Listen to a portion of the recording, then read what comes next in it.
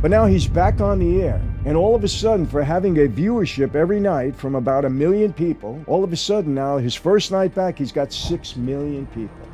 Very suspicious. Was this planned? Did Jimmy Kimmel get together with ABC and say, we got to do something to get my ratings up? Or the opposite, ABC said to Kimmel, we got to do something dramatic to get the ratings up because they stink, so let's cause some controversy. Because that's what brings people back, controversy. The crocodile tears come and all that kind of stuff, and now he's back on the air and he's got 6 million views. Sounds like a setup to me.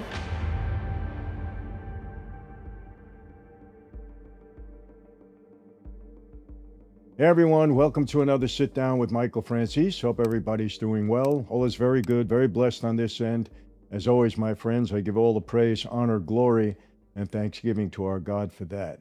And first, I just want to thank everybody that has been contributing heavily, and we really appreciate that, to our foundation now, our partnership with Paul Hutchinson and his Child Liberation Foundation to really eradicate human trafficking of children in this country and hopefully throughout the world.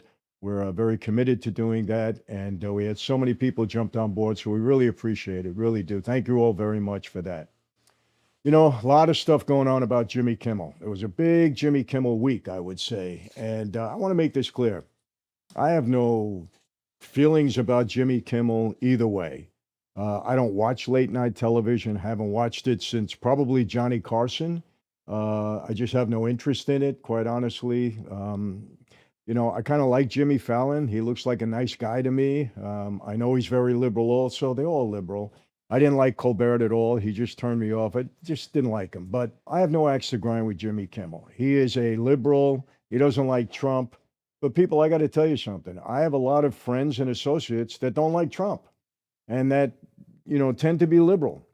If I don't get them all out of my life, we're still friends, and I wouldn't eliminate people just because they don't like Trump or because they don't have the same political ideology as I do. I don't do that.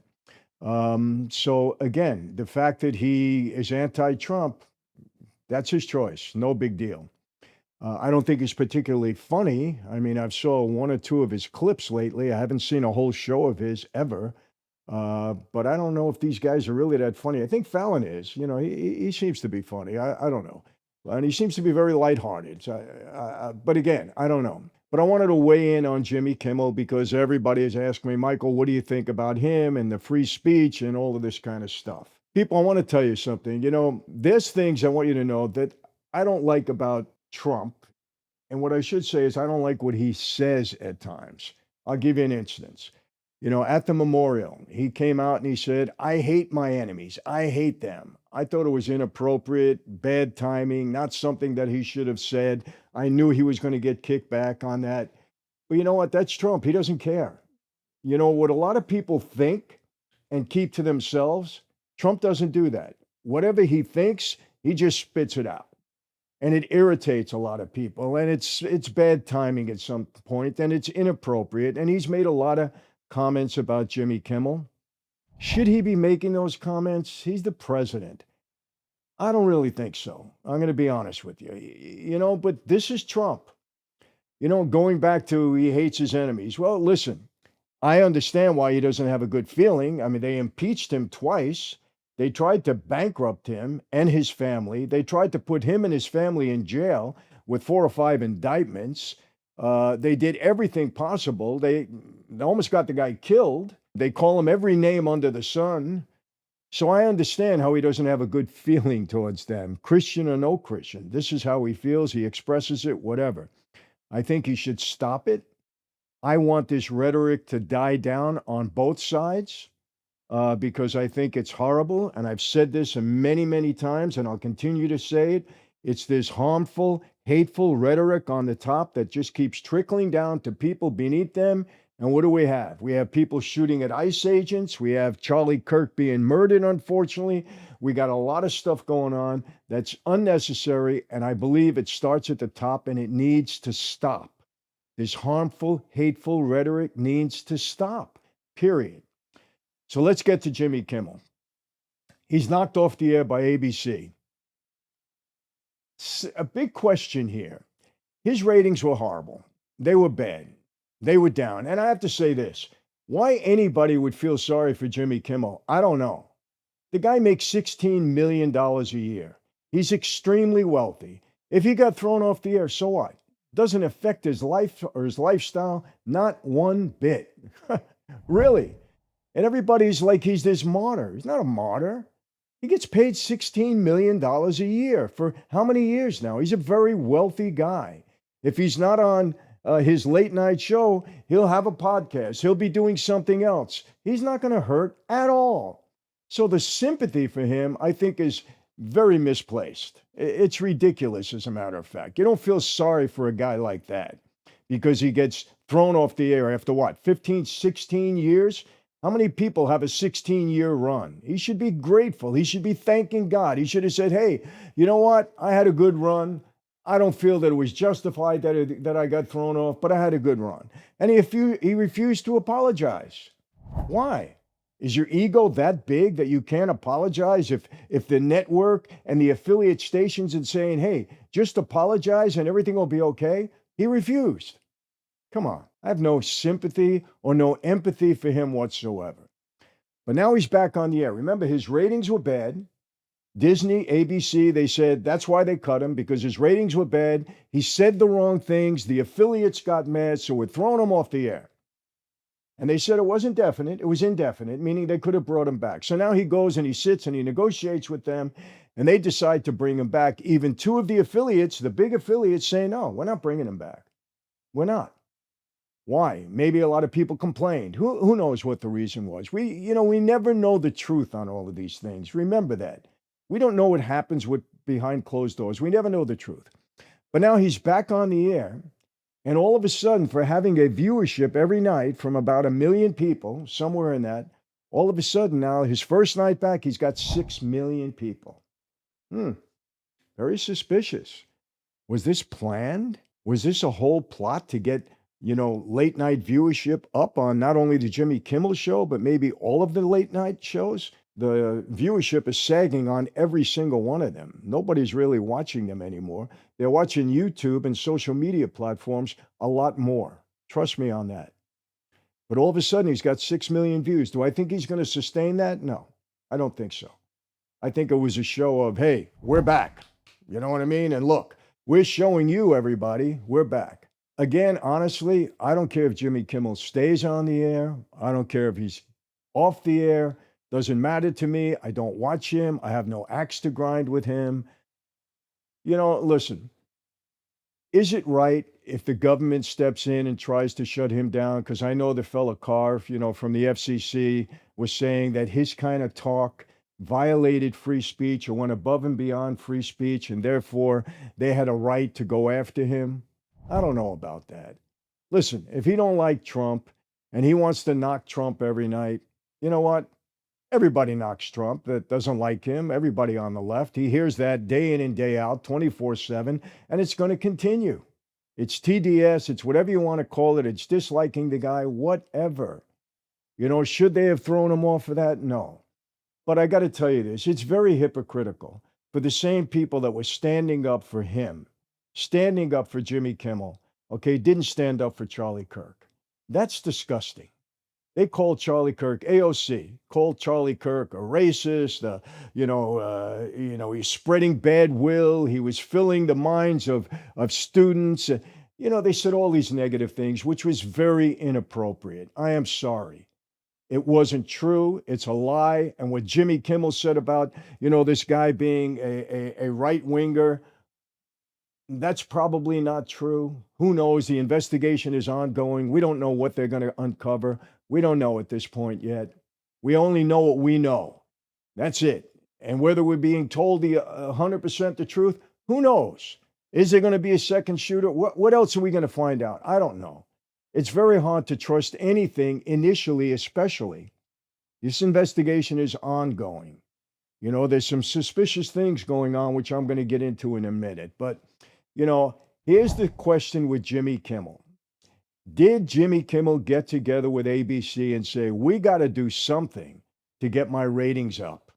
Or the opposite. ABC said to Kimmel, we got to do something dramatic to get the ratings up because they stink and we can't sustain this, and our affiliates are not happy anymore.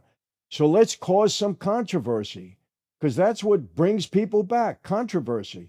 There's so much heat, left, right, left, right. Let's get involved with that and see what happens. So now Jimmy Kimmel comes out. He makes these blatant remarks about Trump, about Charlie Kirk, whatever. Boom, firestorm the next day. Kimmel is thrown off the air. Everybody on the left runs to his defense. It's the story day after day after day after day. Boom, he goes and sits down with ABC. They agree to take him back. He gets on the air and he cries. And that was such a put on, such a show. Come on. I saw clips that they put up everywhere. Who is he kidding? He wasn't emotional about this. He doesn't give a damn about Charlie Kirk. We know that. Okay, remember, these are actors in a way, you know, and they get up there and they do their thing and the crocodile tears come and all that kind of stuff. And now he's back on the air and he's got 6 million views. Sounds like a setup to me. We were thinking about that before we even knew it. Me and my partner Sam were talking about it. Could this be a setup to get the ratings up, to get the viewership up? Maybe. Maybe that's what happened. Who knows? But anyway, he's back on the air for now. 2 affiliates are not going to hold him. They're saying, no, we're preempting his show. So who knows where it's going to end up? Maybe this was a last-ditch effort to see if Jimmy Kimmel can come alive and bring back viewers. I don't think he's going to bring back anybody on the right. They didn't like him to begin with. I don't think that's going to happen. And remember this, 97% or 97 out of 100 people that he brought on the show as guests were from the left. He only brought 3 people from the right over the past several years, I think 5 years. So he doesn't want, you know, viewership on the right is not getting, which I don't understand, people. I don't understand. Don't you want everybody? If you're going to knock Trump, why don't you tell the truth about Biden? I mean, do it. Go release down the middle where people say, hey, he's fair. And this way you're not turning anybody off. I don't understand these people. I really don't. It's not smart business. They're not smart. You know? And this is what I tell everybody. I have people all the time commenting about Trump. I have somebody very close to me who goes, this about Trump. And I say, listen, if you will at least acknowledge the disaster that Joe Biden was at the border, in Afghanistan, with COVID, with children, if you at least acknowledge it, I'll meet you halfway. But you know what? He won't. And so many of you won't. And therefore, I can't put any credibility in anything that you say because all you're showing me is that you just hate Trump. Because if you can't acknowledge the disaster that Joe Biden was, the liar that Joe Biden was, the phony that Joe Biden was, if you can't acknowledge it and admit to it, you have no credibility with me. I'll admit to certain things about Donald Trump that I don't care for. Like I said, I think that was a big mistake, saying I hate my enemies during the memorial. I think it was not a good timed, thing to say. He shouldn't have said it. I don't know that he should be weighing in on Jimmy Kimmel. I think it's above him. It's beneath him. I should say he's above that. Why are you even mentioning Jimmy Kimmel? You're the president of the United States. He's a talk show host. Why are you even mentioning it? Things like that, they bug me. I mean it. I wish you wouldn't do it. I want him to unify this country. And the only way he's going to unify the country, this is my advice to Donald Trump. Hey, Trump, get up there and make this speech. I am not going to bow to any of this bad talk that I'm hearing from the left anymore. I don't want to respond to it. I have people underneath me that do that kind of work. I don't do it. I'm the president of all the people. And he said this. I'm the president of the left, the right, the independents, people that have no political aspiration or care at all. I'm the president of all of you. My job is to unify you. Unify you. The people on the left, let the people under me take care of them. And let the people that voted for me take care of them. They don't, what they say doesn't matter. Really. And unify the country. I think if he did that and stuck to it over a period of time, I think you'd see a big difference in people moving to his side. They're moving to his side now, but I think you'd see a lot more of it. I really mean it. Let these crazy people look. I'll give you another example, people. After he made the announcement about autism and Tylenol. Is it right? I don't know. I don't know. I mean, I don't think they would intentionally mislead us. They don't want to bury Tylenol. Why do they want to knock Tylenol out of the industry? I don't think so. Maybe this is what they really believe. Do I really believe it? I don't know. I've heard so many things over the past couple of years. So many of you have, and I have an autistic grandson who I love and adore. Love and adore. But I've heard so many things coming out of the medical community that this is good for you one day, it's no good for you the next day. This is great, next day it's bad. Who knows what to believe? We really don't. We have to really be in tune with this and try to make decisions based upon all the information that comes in and then decide. So I don't know. But the lunacy in this is the lunacy of the left, I have to tell you. You go on TikTok, you go on social media, you see pregnant women, 9 months pregnant, taking Tylenol by the 5, 6, 7, 8, 9 pills. Why are you doing that? Why? To prove hatred to Trump? That's insane. It's insane. It's not good to do that anyway. Why would you do it? I don't know, people. I don't know what's going on in this country, in this world, but there's a lot of lunacy out there. We have to tone it down. I mean, come on, lady. If Tylenol is bad, even if there's a slight chance that it's bad, why would you do that? You're 9 months pregnant. Just to prove, what point are you proving? You think that's hurting Trump? If anything, if there's any truth to it, you're hurting your child. I mean, it's insanity. We got to tone this down. Don't let these people be part of every minute of our lives.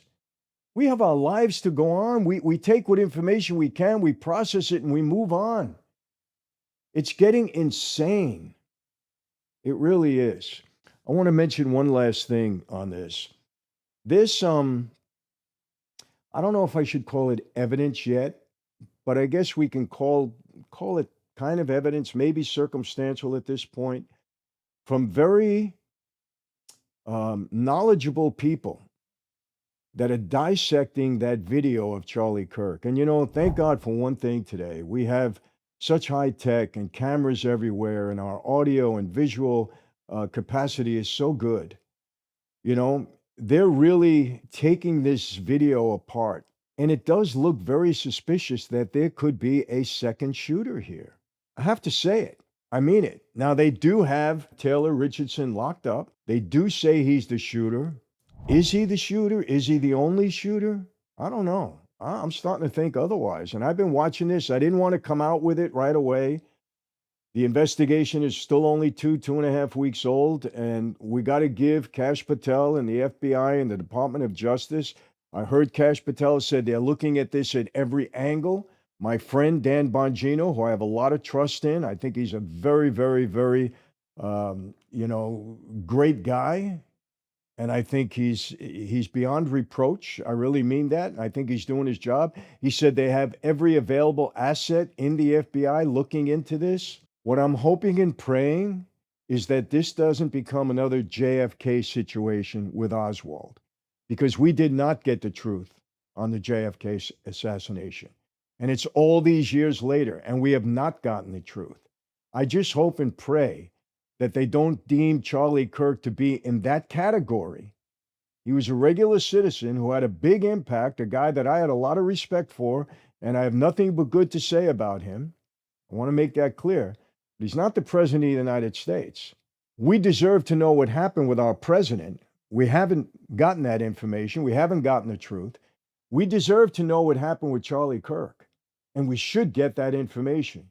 Whatever happened, let the chips fall where they may. There is a second shooter. If there was a plot here, is this kid a patsy?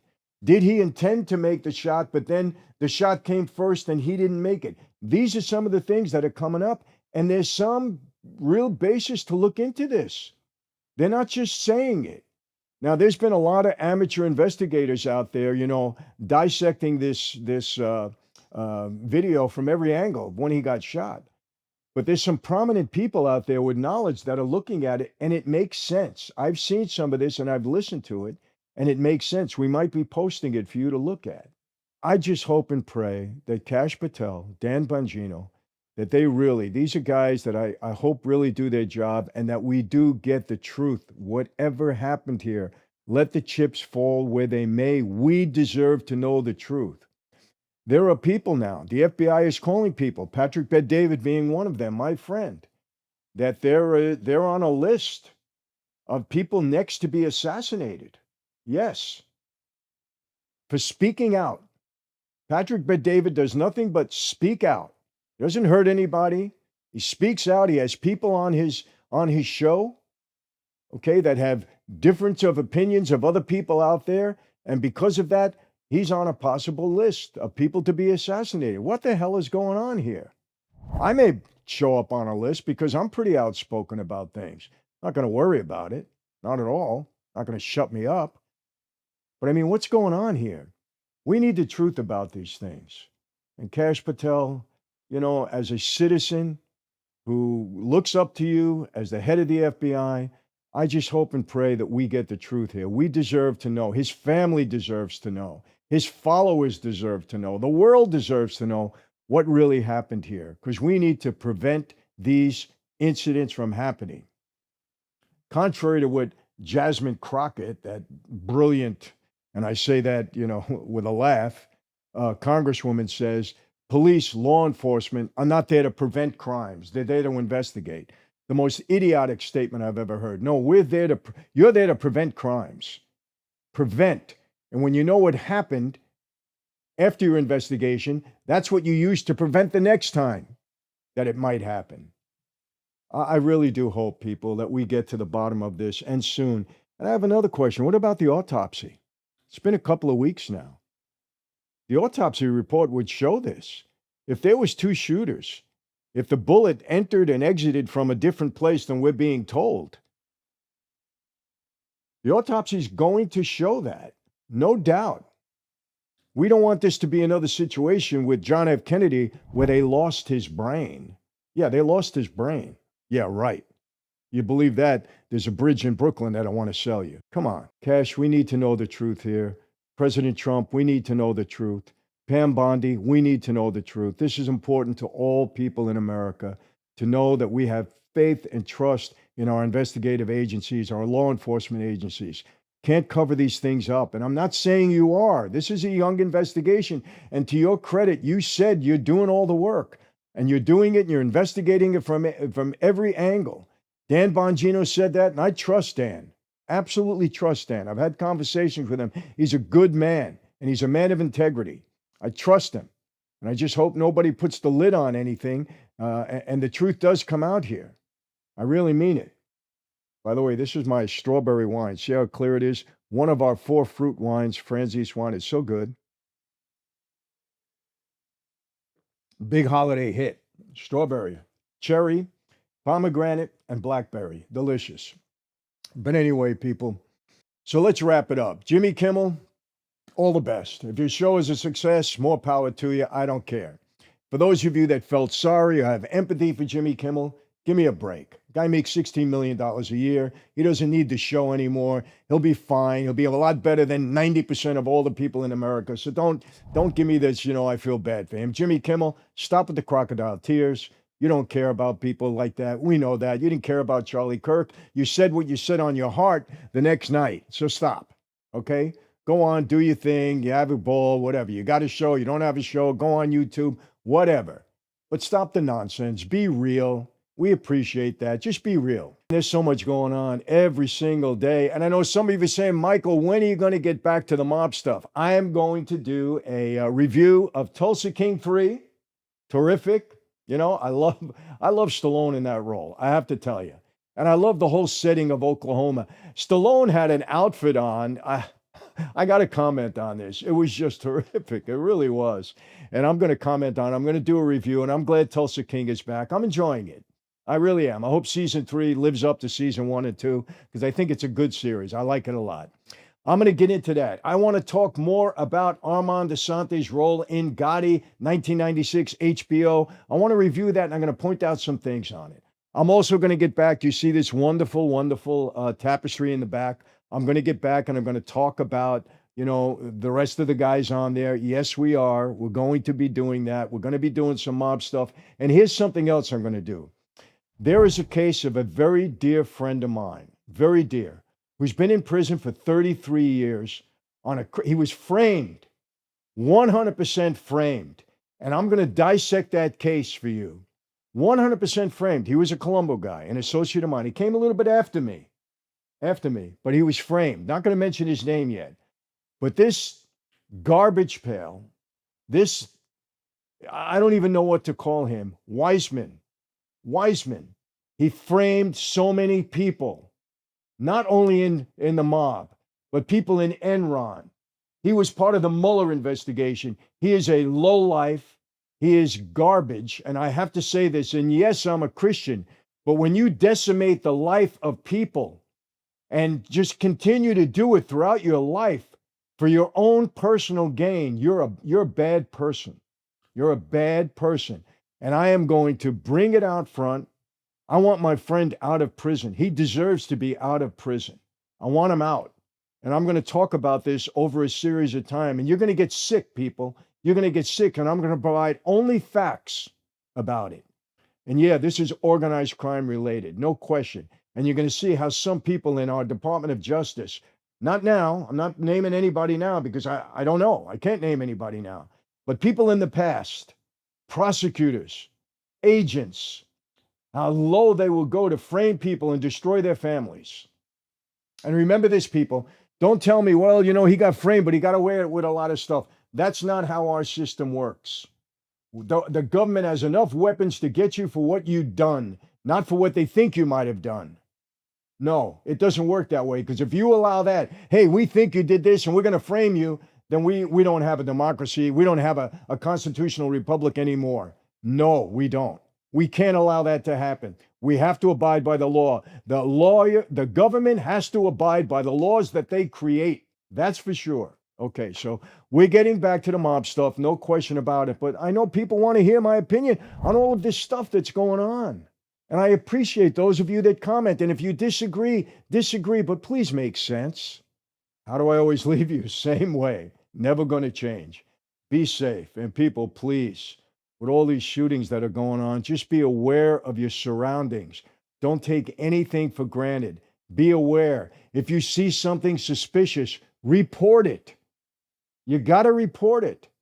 You can't just let it go. You see something, even in your own family, that's happening, that behavior is not right, you have to do something about it. Don't let it go. Every one of these incidences, what do we hear? Well, there were signs of this. Well, we seen something on social media. Well, he wasn't acting right. Well, he was very angry. Whatever. Can't let it happen.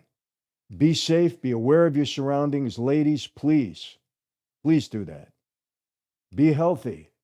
I don't know with this Tylenol. I don't know if it's true or not. But please, ladies, left, right, anywhere in between, don't be chugging down Tylenol when you're pregnant just to prove something. Come on, it's ridiculous. Don't do that. Don't endanger your life, your child's life. For what? To make a political point that doesn't matter? That the only people paying attention are people that are knocking you? On TikTok, do you need views that desperately? Come on. Please don't do that. Be healthy. It's important. And yes, I mean this. God bless each and every one of you. And God, my prayer to you is come back.